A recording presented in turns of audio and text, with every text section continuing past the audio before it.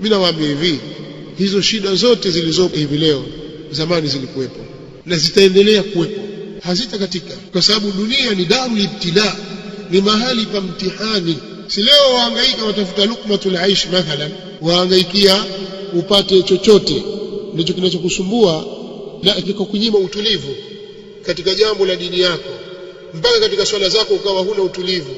Huwezi kuhifadhi Qur'ani kwa sababu akili yako haijatulia. Huwezi kuhifadhi chochote, hakiingii kitu.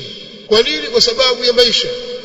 Leo waweza kufunguliwa ukapewa wewe, ikawa bwana wewe usio na wasiwasi, kila baada ya siku fulani muamala utaingia hapo. Allah anakupa mtihani mwingine, akakushughulisha na hicho ulichopewa.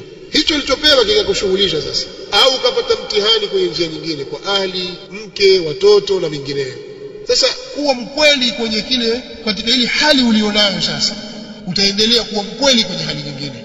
Nimeeleweka? Wewe sasa hivi kuwa mkweli kwa hali ulionayo, kwa maana upambane na ufanye subra, umenyane katika haki, wewe na watu wako na familia yako, ili muweze kufikia katika malengo. Ukipambana hapo vizuri kabisa na Allah akaujua ukweli wako, faraja ya Allah subhanahu wa ta'ala itakuja kukuta ukiwa katika hali hiyo hiyo, na utakuwa umevuna mambo mengi sana. Lakini kama ukiifanya akili yako ngumu, haielewi mpaka upate neema fulani, basi itaendelea kuwa ngumu tu, haitafunguka hiyo akili, na ukiondoka mtihani mmoja utakuja mwingine, kwa sababu ni darul ibtila. Nakwambia nani hapa mambo yanatulia moja kwa moja? Dunia ni kama bahari, unaweza kupita sasa hivi hapa pametulia shwari, baada ya saa moja ukipita hapa fai hapo.